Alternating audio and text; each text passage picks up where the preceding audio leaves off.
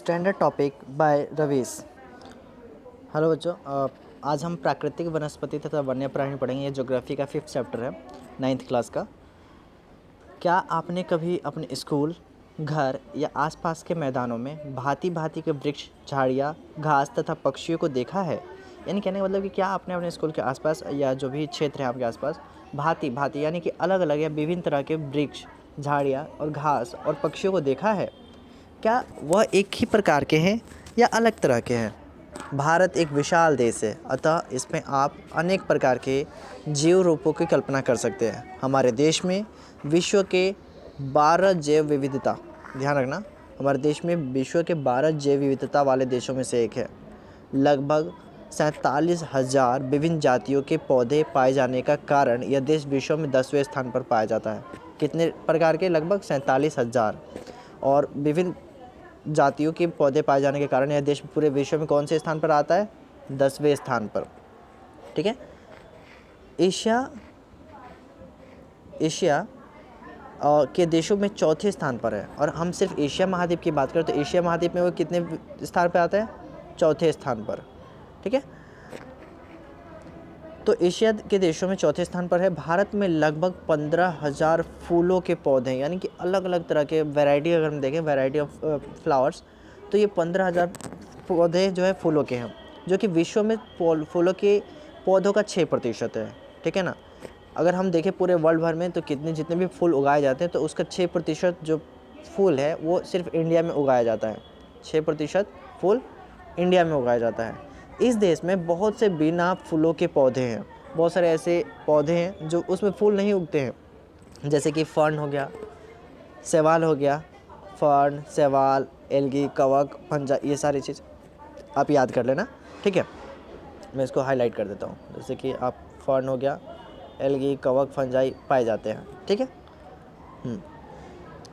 भारत में लगभग 90,000 जातियों के जानवर तथा विभिन्न प्रकार के मछलियाँ ताज़े एवं तथा समुद्री पानी की पाई जाती है। अब देखिए यहाँ पे अगर जातियों की बात करें तो 90,000 जातियों के जानवर ऐसे हैं जो विभिन्न प्रकार की मछलियाँ होती है उसमें ताज़े तथा समुद्री पानी की पाई जाती हैं, समुद्र वाले पानी में पाए जाते हैं इतने हज़ार जातियों के जानवर। ठीक है। प्राकृतिक वनस्पति का अर्थ है वनस्पति का वह भाग जो कि मनुष्य की सहायता के बिना अपने आप पैदा होता है। देखिए, प्राकृतिक वनस्पति का मतलब आप क्या समझते हैं? वनस्पति का मतलब हुआ पेड़ पौधे, है ना। तो प्राकृतिक वनस्पति का अर्थ है कि वनस्पति का वह भाग जो कि मनुष्य की सहायता के बिना अपने आप पैदा हो जाते हैं। यानी ये जो वनस्पति वो चीज़ होती है जो कि मनुष्य द्वारा नहीं उगाई जाती। जैसे हम आम के पेड़ उगाते हैं मैक्सिमम, है ना, तो ये तो हमारे द्वारा उगाया जाता है, लगाया जाता है। लेकिन वनस्पति में वो सारी चीज़ें आती हैं जिसको उगाने की जरूरत नहीं पड़ती, अपने आप उगता रहता है। समझ रहे हो ना? हाँ। तो प्राकृतिक वनस्पति का अर्थ है कि वनस्पति का वह भाग जो मनुष्य की सहायता से या सहायता के बिना अपने आप पैदा होता है और लंबे समय तक उस पर मानवीय प्रभाव नहीं पड़ता और उसे मानव कई दिनों तक छोड़ देता है, उसे छूता भी नहीं है, उसे जानता भी नहीं कि ये क्या चीज़ है। इसे क्या बोलते हैं? अक्षत वनस्पति कहते हैं। इस वनस्पति को क्या बोलते हैं? अक्षत वनस्पति कहते हैं। ध्यान रहेगा। ठीक है। अतः विभिन्न प्रकार की कृषिकृत फसलें, फल और बागान वनस्पति का भाग है, तो परंतु प्राकृतिक वनस्पति नहीं है। बहुत सारे ऐसे हैं जो कृषिकृत फसलें, मतलब कि जो किसानी द्वारा करके मेहनत करके फसलें उगाई जाती है, फल है, बागान है, वनस्पति का भाग तो है परंतु प्राकृतिक वनस्पति नहीं आती है, वो मानवीकृत वनस्पति होती है। यानी वनस्पति दो होती है, एक प्राकृतिक वनस्पति, एक मानवीकृत वनस्पति। जो प्राकृतिक अपने आप उगती है उसे हम प्राकृतिक वनस्पति कहते हैं। जो मानवीकृत द्वारा या मानव के द्वारा पेड़ पौधे लगाकर उगाए जाते हैं उसे मानवीकृत वनस्पति होती है। ठीक है। अच्छा, एक क्वेश्चन यहाँ पे, क्या आप जानते हैं, यानी कि ये वाला मैं पार्ट पढ़ रहा हूँ आप लोगों को, मैं बता दूँ फॉर एग्जांपल इसको, ये वाला मैं पढ़ रहा हूँ। क्या आप जानते हैं, यानी वह वनस्पति जो कि मूल रूप से भारतीय है उसे देशज कहते हैं। अच्छा, देशज वनस्पति कहते हैं जो हमारे देश में ही उगते हैं उसे हम देशज वनस्पति कहते हैं। लेकिन जो पौधे भारत के बाहर से आए होते हैं उसे हम क्या बोलते हैं? विदेशज बोलते हैं। देशज और विदेशज, देशज और विदेशज। ठीक है। वनस्पति जगत शब्द का अर्थ किसी क्षेत्र में किसी समय में पौधे की उत्पत्ति से है। इस तरह प्राणी जगत जानवरों के विषय में बतलाता है। वनस्पति तथा वन्य प्राणियों में इतनी विविधता निम्नलिखित कारणों से। अब देखिए, ये सारी जो विविधताएं होती है, कहीं पे जानवर है, कहीं पे कुछ है, तो ये हर जगह एक जैसे नहीं होते हैं। कहीं पे कोई चीज़ ज़्यादा होता है तो कहीं पे कोई चीज़ कम होता है, कहीं पे किसी तरह के जानवर पाए जाते हैं तो कहीं पे किसी तरह के जानवर पाए जाते हैं, कहीं पे किसी तरह के पौधे पाए जाते हैं तो कहीं पे दूसरे तरह के पाए जाते हैं। तो ये जो विभिन्नताएं हैं, ये विभिन्नताएं क्यों होता है? तो वनस्पति तथा वन्य प्राणियों में इतनी विविधताएं निम्नलिखित कारणों से होती हैं। इसके कुछ कारण हैं, निम्नलिखित कारण है। अब कारण क्या है? पहला हम पढ़ते हैं धरातल, ठीक है ना। धरातल कारण एक तो, अब धरातल में क्या क्या चीज़ें आती हैं, ठीक है। धरातल होता है, धरातल में क्या क्या कारण आएगा? धरातल में आता है दो चीज़ें, है ना। पहला आपका आता है भूभाग और दूसरा आता है मृदा, यानी इन दो की वजह से पूरा का पूरा ये विविधताएं देखने को मिलती है। और भी है, हम आगे अभी पढ़ेंगे। तो धरातल होगा, तो धरातल में क्या क्या चीज़ें हैं? भूभाग आता है पहला। भूमि का वनस्पति पर प्रत्यक्ष और अप्रत्यक्ष प्रभाव पड़ता है। क्या पर्वत, पठार तथा मैदान और शीतोष्ण कटिबंधों में एक ही प्रकार की वनस्पति नहीं हो सकती? धरातल के स्वभाव का वनस्पति पर बहुत प्रभाव पड़ता है। उपजाऊ भूमि पर प्राय कृषि की जाती है। उबड़ तथा असमतल भूभाग पर जंगल तथा घास के मैदान हैं, जिनमें वन्य प्राणियों के आश्रय मिलते हैं। यानी कि देखिए, जैसी ज़मीन होती है उसी ज़मीन के हिसाब से वहाँ पे किस वनस्पति उगती है ना। अब देखिए, अब आप लोग सोचेंगे कि पूरा वहाँ का जो राजस्थान है वहाँ पे बर्फ़ गिरे या वहाँ पे उस तरह के पेड़ पौधे हो जहाँ पे जो हरे भरे हो, जैसे कि हमारे नॉर्मल इलाके में होता है, हरे भरे होते हैं ना। तो राजस्थान में तो नहीं होंगे, क्यों? क्योंकि वहाँ पे उपजाऊपन नहीं है, वहाँ पे मिट्टी जो है वो अलग है, समझ रहे हो। फिर आता है मृदा। विभिन्न स्थानों पर अलग अलग प्रकार की मृदा पाई जाती है, यानी विभिन्न स्थानों पर अलग अलग तरह की मिट्टी पाई जाती है जो विविध प्रकार की वनस्पति का आधार है। अगर जैसी मिट्टी होती है उसी हिसाब से उसमें अनाज उगते हैं, है ना। तो मिट्टी का बहुत ही ज़्यादा अलग प्रभाव पड़ता है, अलग ही उसका इफेक्ट होता है। मरुस्थल की बलुई मृदा में कंटीली झाड़ियाँ तथा नदियों के डेल्टा क्षेत्र में पर्णपाती वन पाए जाते हैं। पर्वतों की ढलानों में जहाँ मृदा की परत गहरी है, शंकुधारी वन पाए जाते हैं। अब देखिए, अब जो पर्वतीय इलाके हैं वहाँ पे जो पेड़ पौधों का रूप रंग होता है वो अलग होता है, ठीक है ना। तटीय इलाके में अलग होता है, समुद्री इलाके पे अलग होता है। राजस्थान जो है मरुस्थलीय इलाका है, वहाँ पे पेड़ पौधे के वो अलग होते हैं। क्यों? क्योंकि ये सारा का सारा मृदा के ऊपर डिपेंड है। मृदा जैसी होगी, जो जैसा सोइल होगा वैसा ही वहाँ के वनस्पति होंगे। समझ में आया? ठीक है। तो हम पहले पढ़ रहे थे कि जो ये निम्नलिखित कारण है, ये विविधता का पहला हुआ धरातल। धरातल में दो चीज़ें आती है, भूभाग और मृदा। उसके बाद आता है आपका जलवायु, समझ रहे हो ना, जलवायु। तो जलवायु में क्या क्या चीज़ें आती हैं? एक तो तापमान आता है, ठीक है, एक तो तापमान आता है, और क्या क्या आता है? सूर्य का प्रकाश हो गया आपका, है ना, सूर्य का प्रकाश आ गया, वर्षण हो गया, ठीक है। और क्या क्या चीज़ें हम देख लेते हैं एक बार, और शायद इतना ही है ना। तो तीन चीज़ें हैं, हम तीनों चीज़ पढ़ लेते हैं अभी क्या क्या है इसमें। तापमान पहला है हमारा। वनस्पति की विविधता तथा विशेषताएं तापमान और वायु की नमी पर निर्भर करती हैं। जो वनस्पति की विविधताएं होती हैं, जो वनस्पति में विविधताएं जो अलग अलग देखने को आपको मिलता है, ये विशेषताएं जो है तापमान और वायु की नमी पर भी निर्भर करती हैं। हिमालय पर्वत की जो ढलानें होती हैं, वहाँ पे प्रायद्वीप के पहाड़ियों पर 915 मीटर की ऊंचाई के ऊपर से या ऊंचाई से ऊपर तापमान में गिरावट वनस्पति के पनपने और बढ़ने के प्रभावित करती है। अब देखिए, जैसे तापमान होगा वहाँ पे उसी तरह के पेड़ पौधे भी होते हैं, आप समझ रहे हो ना। जैसे आप पहाड़ी इलाकों में जाओगे तो 915 मीटर की अगर ऊंचाई से ऊपर तापमान में गिरावट और वनस्पति के पनपने और बढ़ने को प्रभावित करती है और उसे उष्णकटिबंधीय से उपोष्ण, शीतोष्ण तथा अल्पाइन वनस्पतियों में परिवर्तित करती है, ठीक है। फिर आता है सूर्य का प्रकाश, यानी कि किसी भी स्थान पर सूर्य के प्रकाश का समय उस स्थान के अक्षांश, समुद्र तल से ऊंचाई एवं ऋतु पर निर्भर करता है। प्रकाश अधिक समय तक मिलने के कारण वृक्ष जो है गर्मी की ऋतु से जल्दी बढ़ते हैं। अब देखिए, जैसा वहाँ पे अगर मान लीजिए वहाँ पे सिर्फ पानी पानी है, बर्फ़ है, तो वहाँ पे पेड़ पौधे जल्दी से ग्रोथ नहीं करते, वो दब जाते हैं उसके अंदर।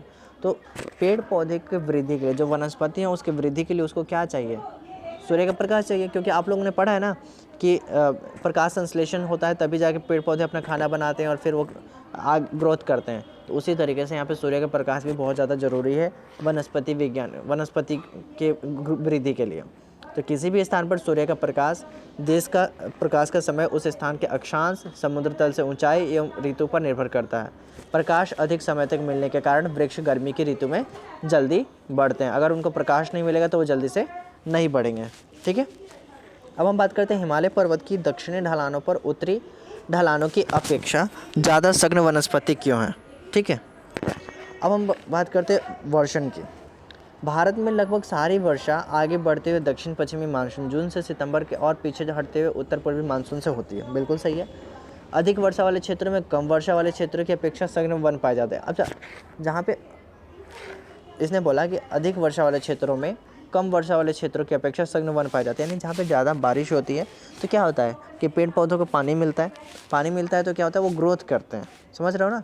तो वर्षण की वजह से भी अगर जहाँ, अब जैसे मान लो कि आप, हम बात करते हैं राजस्थान की, राजस्थान में बारिश नहीं होती है तो पेड़ पौधे भी तो नहीं होते हैं, और जो होते हैं वो कांटेदार होते हैं। समझे। फिर आता है हमारा एक इसमें नीचे है, क्या आपने कभी सोचा है कि वन मनुष्य के लिए क्यों आवश्यक है? आखिर हम पेड़ पौधों का क्या करना, पेड़ पौधे हमें ज़रूरत ही क्यों है, क्या ज़रूरत है, वो हमारे काम किस काम का? तो वन नवीकरण योग्य संसाधन है। ये जो पेड़ है वो क्या है, वन नवीकरण योग्य संसाधन है और वातावरण की गुणवत्ता बढ़ाने की भूमिका निभाते हैं। तो इसलिए हमें ज़रूरत है क्योंकि ये क्या करता है, वातावरण को शुद्ध बनाए रखता है। ये स्थानीय जलवायु, मृदा अपरदन, नदियों की धारा नियंत्रित करती है, बहुत सारे काम आता है। ये पेड़ पौधे के आधार पर ही हम लोग जीवित भी हैं, ठीक है। और मृदा अपरदन में रोक लगाता है, नदियों की धारा नियंत्रित करता है, बहुत सारे काम करता है पेड़ पौधे। और इनसे बहुत सारी दवाइयाँ, लकड़ी के, आज के समय तो सारा फर्नीचर का काम लकड़ी से ही होता है, पेड़ पौधे से ही होता है। ये बहुत सारे उद्योगों के आधार हैं तथा कई समुदायों को जीविका प्रदान करते हैं। ये मनोरम प्राकृतिक दृश्यों के कारण पर्यटकों को आकर्षित भी करते हैं। बहुत सारे ऐसे जगह हैं जहाँ पे पेड़ पौधे अधिक है, जिसकी वजह से वहाँ का मौसम जो है काफ़ी ठंडा रहता है, लोग वहाँ पे आते हैं घूमने। ये पवन तथा तापमान को नियंत्रित करते हैं। अब देखिए क्या करता है, पवन तथा तापमान को भी नियंत्रित करता है। पेड़ पौधे जो होते हैं वो क्या करते हैं, पवन तथा तापमान को भी नियंत्रित करते हैं। वर्षा लाने में सहायता होती है, जहाँ पे पेड़ पौधे ज़्यादा होते हैं वहाँ पे बारिश भी ज़्यादा होती है। इनसे मृदा को जीवाश्म मिलता है और वन्य प्राणियों को आश्रय मिलता है। भारतीय प्राकृतिक वनस्पति में कई कारणों से बहुत बदलाव आया है, जैसे कि कृषि के लिए अधिक क्षेत्र की मांग होती है, उद्योगों का विकास होता है, शहरीकरण की परियोजना होती है ना, और पशुओं के लिए चारे की व्यवस्था के कारण होता है, और अन्य वन्य क्षेत्र कम हो रहा है। लेकिन आज के समय में देखा जाए तो वन्य जो क्षेत्र है वो दिन प्रतिदिन कम होता जा रहा है। क्यों कम हो रहा है? कम होने का मेन रीज़न ये है कि आजकल घर मकान ज़्यादा बनने लगे हैं, है ना, कृषि पे दबाव बढ़ता जा रहा है, इसलिए पेड़ पौधों को काटा गया, पुल, फैक्ट्रियाँ, कारखाने ये सब बनते जा रहे हैं। इस वजह से वनों का जो क्षेत्र है वो दिन प्रतिदिन कम होता जा रहा है। अच्छा, एक और नीचे दिया हुआ है, ये कार्य परियोजना दिया हुआ है, लेकिन फिर भी हम देख लेते हैं इसमें क्या लिखा हुआ है। सन 2003 में, उसके नीचे से हम पढ़ते हैं, सन 2003 में वनों के कुल क्षेत्रफल लगभग 68 लाख वर्ग किलोमीटर था। भारत के बहुत से भाग में वन क्षेत्र के सही मायने में प्राकृतिक नहीं है। कुछ आगमे क्षेत्रों को छोड़कर, जैसे हिमालय, मध्य भारत के कुछ भाग, मरुस्थल, जहाँ प्राकृतिक वनस्पति है, शेष भागों में मनुष्य के हस्तक्षेप से प्राकृतिक वनस्पति आंशिक या संपूर्ण रूप से परिवर्तित हो चुकी है, या फिर बिल्कुल ही निम्न कोटि की हो गई है। पहले की तरह पेड़ पौधे भी अब नहीं उगते हैं। अब हम बात करते हैं पारिस्थितिकी तंत्र। एक पारिस्थितिकी तंत्र होता है जो कि बहुत ही ज़्यादा इंपॉर्टेंट है हमारे पास। अब देखिए पारिस्थितिकी तंत्र में हम क्या पढ़ते हैं, पृथ्वी पर पादपों का मतलब होता है पौधे, समझ रहे हो। पृथ्वी पर पादपों तथा जीवों का वितरण जो है मुख्यतः जलवायु द्वारा निर्धारित होता है। जैसा जलवायु होता है वैसे ही वहाँ पे पेड़ पौधे और जीव रहते हैं। किसी क्षेत्र के पादपों की जो प्रकृति है, किसी भी क्षेत्र का जो पादप यानी पौधे की जो प्रकृति है वो काफ़ी हद तक काफ़ी हद तक उस क्षेत्र के प्राणी जीवन को प्रभावित करते हैं। बिल्कुल सही बात है कि जैसा पेड़ पौधा होता है वैसे ही वहाँ के वातावरण बन जाता है, उस क्षेत्र के प्राणी जीवन को प्रभावित करती है। जब वनस्पति बदल जाती है तो प्राणी जीवन भी बदल जाता है। अब देखोगे जो पहाड़ी इलाके में रहते हैं, जहाँ पे पहाड़ी इलाके, अब देखते हो ना पहाड़ी इलाके में जो लोग रहते हैं उनका जो चेहरा है उनका देखना, जो हिमालय क्षेत्र में रहते हैं उनका चेहरा देखना, रंग रूप देखना, उनका पहनावा देखना, काफ़ी अलग होगा। देखते हो ना कश्मीर का कपड़ा देखना, कश्मीर के लोग बहुत ज़्यादा लोग घूमने भी जाते हैं वहाँ पे। तो ये सारी चीज़ें क्या करती है, वहाँ के लोगों का पहनावा, रहन सहन सब कुछ बदल देता है। जब वनस्पति बदल जाती है तो प्राणी जीवन भी बदल जाता है। किसी भी क्षेत्र के पादप तथा प्राणी आपस में क्या करते हैं, अपने भौतिक पर्यावरण से अंतर संबंधित होते हैं और एक पारिस्थितिकी तंत्र का निर्माण करते हैं। मनुष्य भी इसी पारिस्थितिकी तंत्र का एक अविच्छिन्न भाग है, जिसे हम अलग नहीं हो सकते। कि ऐसा भाग है, हम भी पारिस्थितिकी तंत्र के ही पार्ट हैं। मानो कैसे किसी स्थान के पारिस्थितिकी तंत्र को प्रभावित करता है। मनुष्य वन्य जीवन और वनस्पति को अपने लाभ के लिए प्रयोग करता है। मनुष्य अपने लालच के कारण क्या करता है, इन संसाधनों का अधिकतम प्रयोग करता है। आप देखते हो ना कि दिन प्रतिदिन पेड़ पौधे खत्म होते जा रहे हैं। क्यों? क्योंकि हम अपने लालच के लिए इसका प्रयोग करते जा रहे हैं। बेंच बनवाना है, घर के दरवाजे बनवाने हैं, तो बहुत सारे काम इसी के भरोसे चलते हैं। वह वृक्षों को काट कर क्या करते हैं, काट कर जानवरों को मारकर पारिस्थितिकी तंत्र में असंतुलन पैदा करते हैं। देखिए जो बायोलॉजिकल सिस्टम है, अब बायोलॉजिकल कह रहा हूँ, ये जो बायोडाइवर्सिटी है ना, जैव विविधता है, ये सारी चीज़ें हैं, ये काफ़ी ज़्यादा पारिस्थितिकी संतुलन जो है ये काफ़ी ज़्यादा मैटर करता है। अगर हम पेड़ पौधों को काट देंगे तो सारे जानवर जो जंगलों में रहने वाले वो सारे मारे जाएंगे, है ना। या बहुत सारे ऐसे चीज़ें हैं जो कि एक दूसरे के बिना जीवित नहीं रह सकते हैं। तो वृक्षों को काटकर जानवरों को मारकर पारिस्थितिकी तंत्र में क्या हो रहा है, अनबैलेंस क्रिएट हो रहा है, असंतुलन पैदा हो रहा है। परिणाम स्वरूप कुछ प्रजातियों के विलुप्त होने का भी भय होता है। कुछ ऐसी प्रजातियां हैं जो कि जंगलों में रहते थे, लेकिन जंगलों को काटने की वजह से वो हमेशा हमेशा के लिए ख़त्म हो गए, मर गए। जैसे आप डायनासोर की बात कर लेते हैं, है ना। उसी तरीके से बहुत सारे ऐसे जानवर हैं, जैसे रेड पांडा हो गया, या बहुत सारे ऐसे चीज़ें जानवर हैं। क्या आप जानते हैं कि धरातल पर एक विशिष्ट प्रकार की वनस्पति या प्राणी जीवन वाले विशाल पारिस्थितिकी तंत्र को जियोम कहते हैं। बायोम, इंग्लिश में बायोम कहते हैं और ऐसे जियोम कहते हैं। तो क्या आप जानते हैं कि धरातल पर एक विशेष प्रकार के वनस्पति या प्राणी जीवन वाले विशाल पारिस्थितिकी तंत्र को जियोम कहते हैं। और जियोम की पहचान पादप पर आधारित होती है। जो जियोम है इसकी पहचान कैसे होती है, पादप के आधार पर होती है। अब देखिए वनस्पति के प्रकार की हम बात करते हैं। वनस्पति कितने प्रकार की होती है, तो वनस्पति की प्रकार जो होती है यहाँ पे लिखा हुआ है। तो यहाँ पे लिखा हुआ है 5, है ना, 5 वनस्पति के प्रकार है। पहला है उष्णकटिबंधीय सदाबहार वन, दूसरा है उष्णकटिबंधीय पर्णपाती वन, तीसरा है उष्णकटिबंधीय कंटीले वन तथा झाड़ियाँ, चौथा है पर्वतीय वन, पांचवा है मैंग्रोव वन। ठीक है, आज हम इतना ही करेंगे। इसके बाद ये जो टाइप्स ऑफ वन है ना, जो वनस्पति के प्रकार है, ये इसको 1 बाय 1 हम इसको आगे अगली क्लास में कंटिन्यू करेंगे। ठीक है। Standard topic by rabies. आपको कोई भी प्रॉब्लम आता है आप लोग क्वेश्चन पूछ सकते हैं कमेंट के माध्यम से या किसी भी तरीके से, ठीक है ना। मैं अपना मोबाइल नंबर भी इसमें डाल दूंगा डिस्क्रिप्शन में नीचे, आप वहाँ से भी मुझे मैसेज कर सकते हो व्हाट्सएप के थ्रू। Okay, thank you.